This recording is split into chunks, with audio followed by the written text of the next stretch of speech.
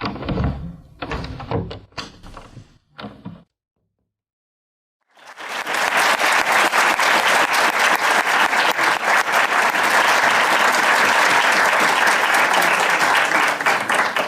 you. Well, I don't have to tell you that Colombia is a tragic country and also a wonderful country with amazing promise, unfulfilled promise, unfortunately, very rich in resources, enormous biological diversity, no nearby external enemies, has every possibility to become flourishing and productive society. But it has been plagued with extraordinary violence and terror.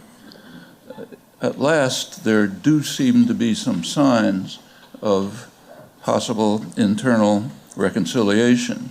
I'm thinking about the negotiations underway in Havana, and one can only hope that the prospects will not be sacrificed, that bitter hatreds and fears, which are understandable enough, can be brought under control, and that an atmosphere of tolerance and mutual respect can be cultivated despite the shocking recent history of depravity and destruction. My own first visit to Colombia was 15 years ago. I was part of an Amnesty International delegation. That year, Amnesty International selected as its task for the year protection of human rights defenders. And the first country they went to, understandably, was Colombia, which had absolutely the worst record by far in failure to protect human rights defenders. As we landed, the news reported attempted assassination of a legislator by a bazooka in Bogota. She survived. Her bodyguards were killed. As we left, a law student, an American law student who had been with us, went into hiding because he had gone to visit a village with some human rights activists to talk to a victim of government paramilitary repression. And he had witnessed an assassination which made him a marked man. So he had to go into hiding, and by various means we managed to sneak him out of the country. I met some remarkable people, among them Father Javier Giraldo, who you know. He's an astonishing record in discovering, revealing, and forcing investigation of major human rights atrocities. His book, Colombia, A Genocidal Democracy, is indispensable. And I met other priests, human rights activists engaged in various activities like trying to carve out zones of peace free of terror, paramilitary, military terror, overwhelming the majority of the terror at the time. I also managed to meet the president of the Colombian Permanent Committee on Human Rights, the distinguished diplomat Alfredo Vasquez Carrizosa. We visited him in his heavily guarded home, bodyguards all over, high security, often threatened with death. I'll return to his account of the roots of the modern terror last 50 years. I've taken a couple of other trips, mostly to Cauca, La Vega and Cauca, with human rights activists from Colombia and the United States. On one trip, we wanted to talk to peasants, but we couldn't go outside of Popayan, the local town, because there was too much violence outside. So people came in from the countryside, were brought in with horrible stories.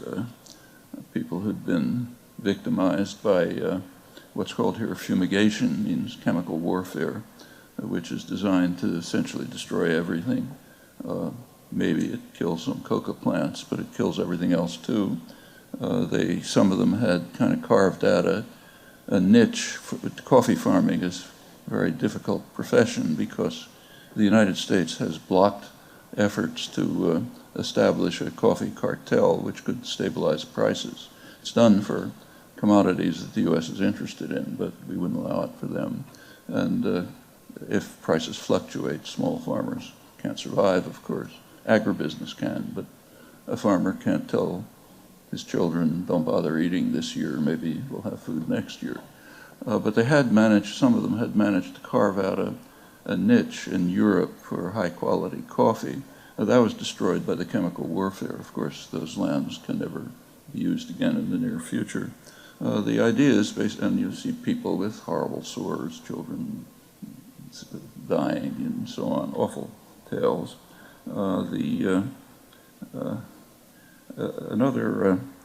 Another visit, which happened to be personally quite meaningful to me, just a couple of years ago, I went to a small village called Santa Rita. It's a couple of miles off the Pan American Highway through a virtually impassable road. As you get near the village, there's a little clearing with a row of crosses. It's where a couple dozen people were murdered by paramilitaries a few years earlier. The first visit to Santa Rita had to be canceled because there was too much violence in the area, but then a couple months later they said it was safe, so I went with Father Geraldo again and an U.S. human rights activist, and they were, the reason for going was partly personal, but partly what they were doing. It was, they were trying to protect their lands from mining operations, which would destroy everything, of course. There's a mountain above the village which they needed for water supplies and other resources. The mining companies and the government wanted to destroy it. The personal part was that they were dedicating the mountain to my late wife. She had never been there, but I'd been there a couple of times, so we had a ceremony, and the compassion and kindness of these simple campesinos and indigenous people is something pretty hard to forget. The people, and I've been there a couple other times, similar visits.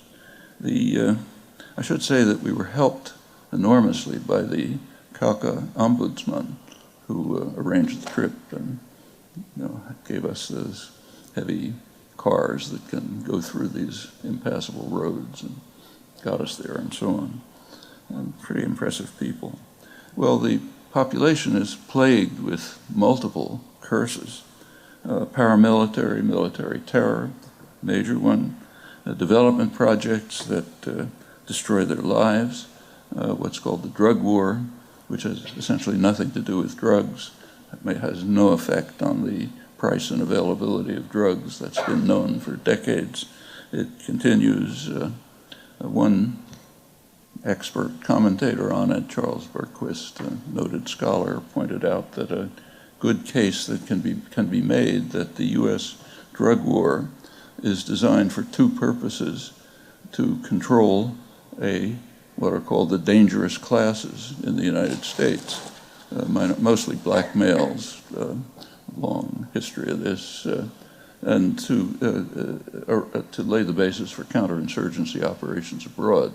That's a pretty plausible argument, and it's very hard otherwise to explain why the same policies are carried out for 40 years when they're known to be ineffective, and when they're policies that are much cheaper and are known to be effective, which aren't used, like prevention and treatment.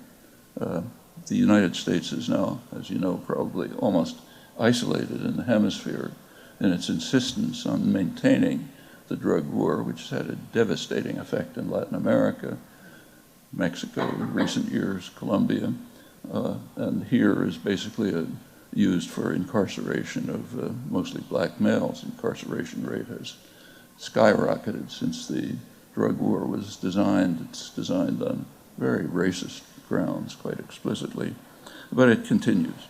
And the drug war in Colombia, so-called, as I said, it clears the land, destroys crops, drives people off the land. Colombia now has the largest, by far the largest displaced persons population in the hemisphere, one of the world leaders, for 4 to 5 million. Destroys water supplies and so on. And it frees the land for exploitation by multinationals, mining, energy projects, for the tiny Colombian elite, rich ranchers and things like that. And the people are destroyed. The Plan Colombia Clinton's Plan Colombia had just been instituted shortly before my first visit, and it has had some achievements. One of its main achievements is to convert FARC, the main guerrilla group, from a peasant-based guerrilla movement, which had some kinds of social policies and a fair amount of appeal in the peasantry, converted them from that to just another terrorist army preying on the population. So now the campesinos, indigenous Afro-Colombians, fear all of them equally. They're all terrorist armies. That's a great achievement of Clinton's militarization of the conflict. Colombia's very violent history goes back a long time. You know all about that. But a new era, important new era, did open in the early 1960s, and it was part of a much broader phenomenon. John F. Kennedy, in 1962, changed the mission of the Latin American military from hemispheric defense to internal security. Hemispheric defense was a meaningless holdover from World War II, but internal security is not meaningless. Now, that's a term that means war against the population. And the effects of that were immediate. They're described by Charles Machling. He was the counterinsurgency, he led U.S. counterinsurgency and internal defense planning under Kennedy and Johnson. And what he says is Kennedy's 1962 decision shifted U.S. policy from toleration of the rapacity and cruelty of the Latin American military to direct complicity in their crimes, to U.S. support for the methods of Heinrich Himmler's extermination squads. That's the chief of counterinsurgency and internal defense planning. The effects in Colombia were immediate.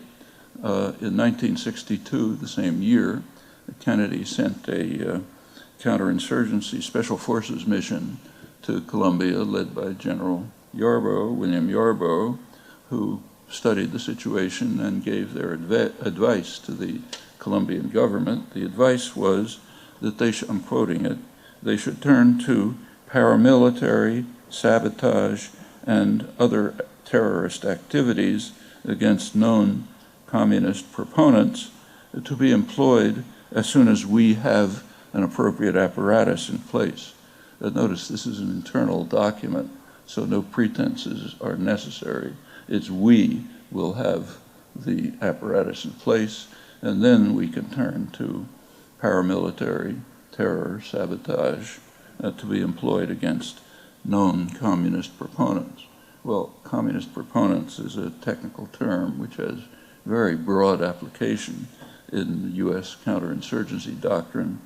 Its meaning actually was spelled out by Vasquez Carrizosa, echoing Machling. He said that I'll quote him, the Kennedy administration took great pains to transform our regular armies into counterinsurgency brigades, accepting the new strategy of the death squads, ushering in what is known in Latin America as the national security doctrine, not defense against an external enemy, but a way to make the military establishment the masters of the game with the right to combat the internal enemy.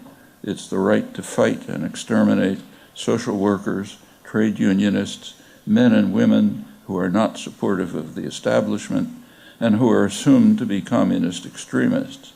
And this could mean anyone including human rights activists such as myself, which is, of course, why he's under heavy guard. And when we visited him, you may have noticed earlier, I said Colombia has no nearby external enemies. It has a more remote external enemy, namely the country that is regarded in the world by a long lead as the greatest threat to world peace, namely us, and nobody's even close. Americans are protected from this information, which comes from US-run polls by the free press, which is careful not to report it.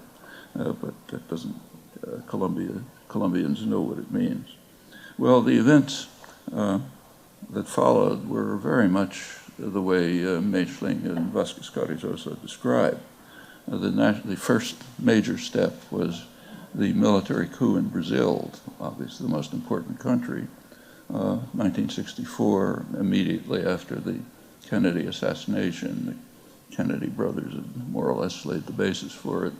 This established the first so-called national security state, kind of neo-Nazi terror torture state, soon followed by many others, Uruguay, Chile, Argentina, which was maybe the worst of them, and was the major favorite of Henry Kissinger and Ronald Reagan. They really were delighted in Argentine neo-Nazis.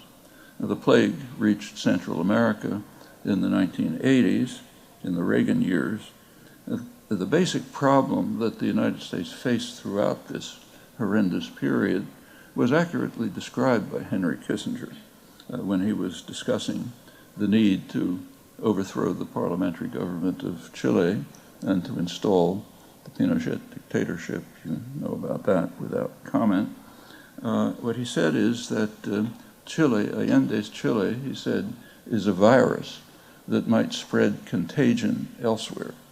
That's a leading theme of foreign policy, kind of a mafia doctrine. You cannot accept disobedience because it could spread. And that's over and over again. It's the main theme of post-war history, over and over. Chile was, in fact, such a virus, the parliamentary regime. How was it going to spread contagion?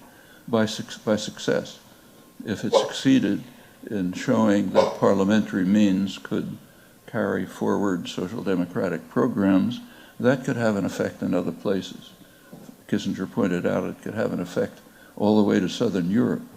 They were much concerned then about what was called Euro-communism. It was basically social democracy. Incidentally, Kissinger was joined by Brezhnev in this concern. They were both worried about it for different reasons, similar but different reasons. And Kissinger didn't think that Chilean armies were going to land in Madrid. He just thought that the model might spread and that would be dangerous. What do you do when you have a virus that might spread contagion? You destroy the virus and you inoculate the potential victims. How do you do that? By installing murderous terror states, like national security states. That story is repeated over and over again throughout the world. And we should bear that in mind. The destruction of democracy in Brazil, which was welcomed enthusiastically by the United States. These are the liberal administrations of the 60s. It was called a democratic rebellion, a great victory for the free world, which prevented a total loss to the West of all South American republics by the virus contagion effect, sometimes called the domino effect. They also added, it should incidentally create a greatly improved climate for private investments, not a small point. It was the single most decisive victory of freedom in the mid-20th century. That's the US ambassador to Brazil, Lincoln Gordon, called it one of the main turning points in world history in this period. He went on to become the president of Johns Hopkins University. As an aside, it's worth mentioning that Gordon is quite right in referring to a turning point in world history. We make a serious analytic error if we concentrate on one region. We become experts on Chile or on Cuba or on Vietnam and so on. That overlooks the fact that the problem is right here. Same thing is happening everywhere, but the problem's here. And we deflect attention away from possible understanding when we adopt the line of the doctrinal system, which says, look over there, but don't look here. And this is a perfect example of it. What was happening in Latin America was happening very much the same way in Southeast Asia at the time, early 60s. Vietnam was regarded as a virus that might spread contagion. And what do you do with the virus? You destroy it. You defend potential victims by installing murderous military dictatorships, which is exactly what was done in Southeast Asia at the same time it was done in Latin America, and for the same reasons. The most important of them, if you look at U.S. planning, was Indonesia. It's rich resources, and they were threatened. It was threatened by democracy at the time. There was some democratic openings. The U.S. was worried about it. This was taken care of in 1965 when there was a military coup, Suharto coup, supported by the United States, which killed the virus in Indonesia. It killed hundreds of thousands of people, mostly landless peasants, opened the country up to exploitation, just as in Latin America, where the greatly improved climate for private investments. Indonesia, the same as Latin America. What happened at that time was well understood. It was described pretty accurately. So if you take, say, the New York Times, it described it as a staggering mass slaughter, which was a gleam of light in Asia. Why was it a gleam of light in Asia? Well, killed off a couple 100,000 peasants, destroyed the only political party, the party of the poor, killed the threat of democracy, opened up the country for Western exploitation, made it very clear that that there would be no contagion effect from Vietnam. And in fact, by that time, Vietnam had been practically destroyed. In retrospect, a couple of years later, the National Security Advisor for Kennedy and Johnson, McGeorge Bundy, reflected that it might have been a good idea to stop the war in Vietnam in 1965. He didn't use these words, but the reason was the virus was destroyed. The potential victims were protected from contagion by this staggering mass slaughter and monstrous atrocities. So it was kind of useless to continue with the war. It's commonly said here that, and everywhere, that the United States lost the war in Vietnam. That's a mistake. If you look at it's a very open society. We have internal documents. We know what the planning was. You go back to the early 50s, when the war really began, the concern was the virus contagion effect, and that was overcome. It's true that the U.S. didn't achieve its maximal objectives, like they didn't turn Vietnam into the Philippines, but it achieved its major objectives. Great power usually does, rarely suffers a defeat. Well, that's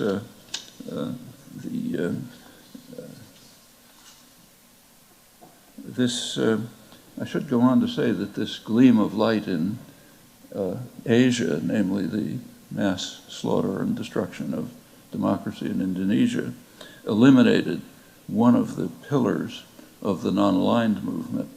The hated non-aligned movement was regarded by U.S. policymakers as practically the same as Nazis. Indonesia was one pillar of it. That was eliminated in 1965. Another pillar was Egypt. That was eliminated in 1967 with Israel's destruction of Nasser's army.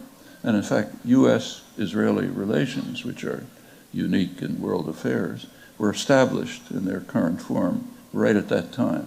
Israel had performed a major service to the United States and its Saudi Arabian ally, and it was of world historical significance, eliminating another major part of the non-aligned movement. The non-aligned movement still exists. It's large majority of the world population, but it's essentially disregarded.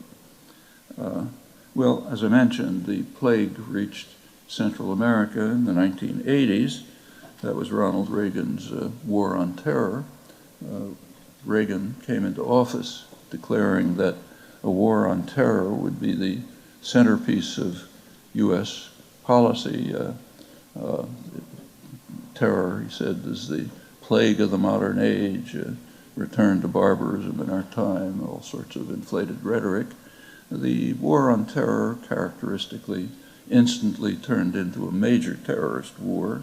The main victim was Central America, but went on to Southern Africa, the Middle East, and elsewhere. In Central America, hundreds of thousands of people were slaughtered, every imaginable form of torture and horror. The worst atrocities were in Guatemala. Guatemala, of course, had been a horror chamber ever since the U.S. overthrew its democratic government in 1954, but it escalated quite sharply in the early 80s with a virtually genocidal attack on the Mayan highlands population. Reagan, to his dismay, was inhibited from participating directly in that. It was carried out by Rios Montt, a man he greatly admired, said a firm lover of democracy and so on. But Congress had passed restrictions on direct U.S. involvement. So the Reagan administration had to turn to a terrorist network, Taiwan, Argentine neo-Nazis, but mainly Israel, which was willing to provide its services in training, counterinsurgency work, arming the army, and so on. And that became particularly important after Argentina had an unfortunate return to democracy, and the military was no longer available for that. Others sometimes use terrorists, but the United States is a powerful state. It uses terrorist states, and that's a much more effective terror network. That's what happened in Guatemala. Well, as a result, the United States was not providing direct military aid to Guatemala. That was being done indirectly. We arm Israel, they provide the arms to Guatemala. But because of this, El Salvador was the leading recipient of U.S. military aid and one of the main centers of major atrocities. About 70,000 people killed, almost all by the U.S. armed and trained security forces. Horrible story in itself. Well, what was going on in this period is well understood by American scholarship. So the leading academic specialist on human rights in Latin America, Lars Schultz, North Carolina, he found, I'll quote him, that he wrote in 1981, just when Reagan's terror war was taking off, he said, U.S. aid has tended to flow disproportionately to Latin American governments which torture their citizens, to the hemisphere's relatively egregious violators of fundamental human rights. That includes military aid. It's independent of need and runs through the Carter period. There are other studies which confirm it. Time's short, so I won't review them. But basically, academic studies draw the same conclusion, and it's entirely understandable. That's the way the mafia operates, the international mafia. The basic principles of state terror are explained by Lars Schultz in his standard scholarly work on the main book on U.S. foreign policy and human rights in Latin America. What he's referring here to the national security states established from the early 1960s after the Kennedy initiatives. He says the goal of these national security states backed by the United States is to destroy permanently a perceived threat to the existing structure of socioeconomic privilege by eliminating the political participation of the numerical majority of the popular classes.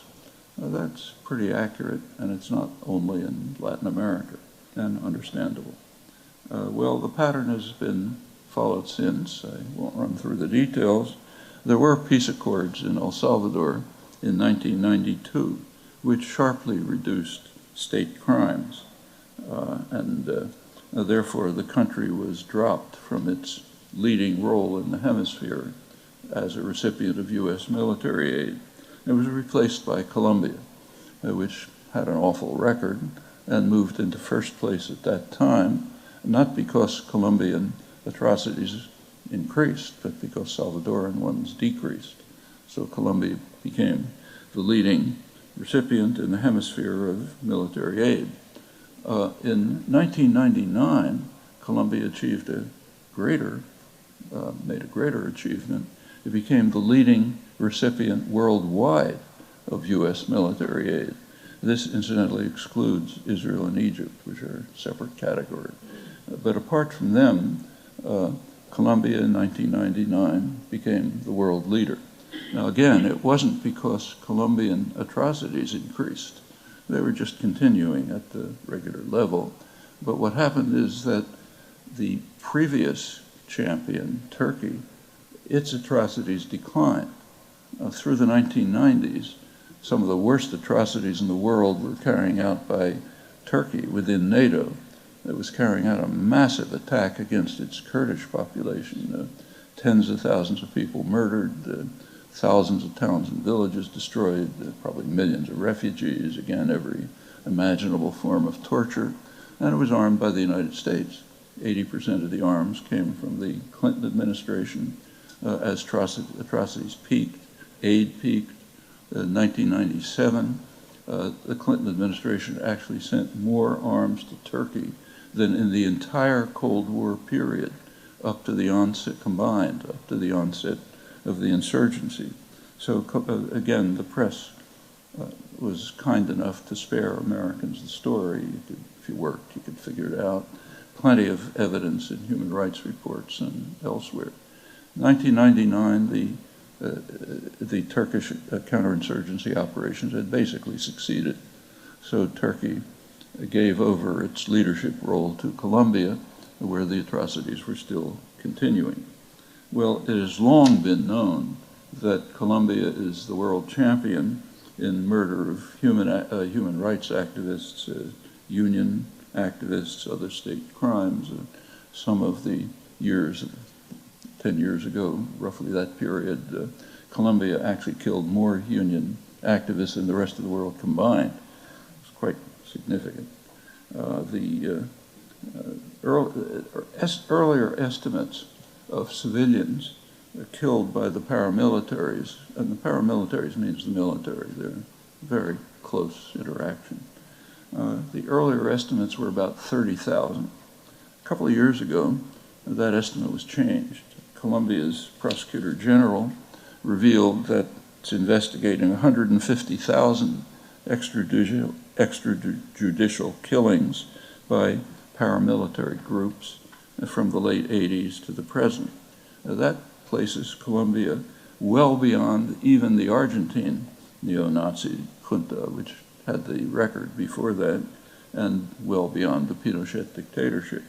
Now, this very close collaboration has been well documented between the government, the paramilitaries, and the major narco-traffickers. Large part of the Congress in Colombia is now under criminal investigation for paramilitary ties, and dozens have been arrested. As I mentioned, Colombia also has the hemispheric championship for displaced persons, substantially the U.S. chemical warfare, fumigation, one of the world leaders. And as U.S. aid increases, Colombia descends deeper into poverty. So here's a 2010 report in the Washington Post, pointed out that Colombia is Washington's closest ally in the continent, of course, by far the leading aid recipient. It found that 43% of the population live in poverty, 23% in extreme poverty, and that Colombia is the only major country in Latin America in which the gap between rich and poor has increased in recent years, That's citing the UN Economic Commission on Latin America. And remember, this is happening in a very rich country, enormous resources, no nearby external threats. Now, there's a study by the very courageous Colombian journalist, Claudia Lopez, team of Colombian scholars, which revealed these facts. That's what led to the investigations. And they went well beyond in showing persuasively that the criminal conspiracy of government paramilitaries, narco-traffickers, has a very ambitious plan, what they call to refound the nation. That's the title of their study. To legalize the enormous wealth and power that they've amassed during these years of paramilitary government expansion and terror, and to create a new and even more grotesque Colombia. Well, let's turn to the free trade question. Obama negotiated a so-called free trade agreement to solidify the relationship with its Colombian ally, now one of the very few U.S. allies in the hemisphere as a result of the quite remarkable changes that have taken place in the past 10 or 15 years. The agreement was strongly opposed by U.S. unions and supporters of labor rights, considering Colombia's awful record. Now, that was supposed to be addressed by labor rights conditions added to the agreement, but they appear to have been completely ignored. Now, there's a recent study by the Escuela Nacional Sindical, Colombia's national union school. It showed that almost nothing has changed. The AFL-CIO reported a summary in which they observed that the report categorically assigns a failing grade in almost every measure included in the agreement. That's incidentally normal in so-called free trade agreements. Notice I say so-called. I'll come back to that in a moment. They're not free trade agreements. There's actually a pretty dramatic illustration that was given by a Human Rights Watch report last year on a port town, Buenaventura, which was supposed to be what was called a model city for the wonders of free trade. What it concluded is the Human Rights Watch report that, quoting it, entire neighborhoods were dominated by powerful paramilitary successor groups who restrict residents' movements, recruit their children, extort businesses, and routinely engage in horrific acts of violence against anyone who defies their will. Now, these include hundreds, maybe more, of disappearances and dismembering victims and dumping their body parts. There are so-called chop-up houses where the groups slaughter and chop up their victims and toss them away, many times while they're still alive, according to Human Rights Watch. The large majority are Afro-Colombians. The police and military do nothing, even cooperate with the paramilitary successors. Virtually no one is prosecuted.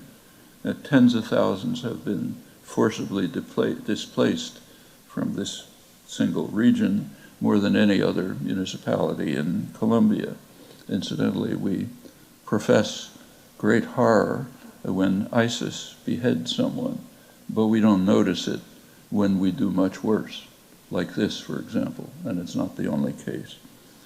Dan Kavalek, who's a very close, careful observer of Colombia, adds that the violence in Buenaventura is largely being spurred on by paramilitary groups fighting over control of the lucrative ports, which were built to accommodate the increased trade brought about by the free trade agreement.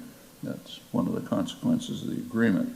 And that raises a question about one of the topics I was asked to talk about, impact of free market policies. I assume what was meant is the free trade agreements like NAFTA and others, or the massive TPP, which is now being negotiated by Obama dozen other countries. It's claimed that it's negotiated in secret, which is not quite accurate. It's not secret from the hundreds of corporate lawyers and lobbyists who are writing the details of it. It's only secret from the population, who is not supposed to understand about things like this. That's why it has to be kept on fast track. That's considered a great desideratum. And these are pretty curious creatures, these free trade agreements. So take, say, NAFTA, which is the model for others, North American Free Trade Agreement. The only accurate terms in the title are North American. It does concern North America, Mexico, Canada, and the United States. But beyond that, it has nothing to do with free trade. And it's certainly not an agreement. At least if populations are part of their countries, it's not an agreement, because the populations were opposed. We know that in the US and Canada from extensive polling, probably was the same in Mexico. It's certainly not free trade. In fact, it has very extensive protectionist elements, very high, an unprecedented patent regime called intellectual property, nothing like it in history, which is designed to ensure massive pharmaceutical company profits by extreme degree of protectionism. Much of it is investor rights agreements, nothing to do with trade. In fact, even the part that is called trade has very little to do with trade. So it's pointed out, with great enthusiasm, that trade between Mexico and the United States increased. Economists call it trade. But is it trade? I mean, suppose in the old Soviet Union, parts were made in Leningrad and sent to Warsaw for assembly and then sold in Moscow. We wouldn't call that trade, cross borders, but it's within a single command economy. And exactly the same is true when General Motors has parts made in Indiana, sends them to Mexico to be assembled, and sells the cars in Los Angeles.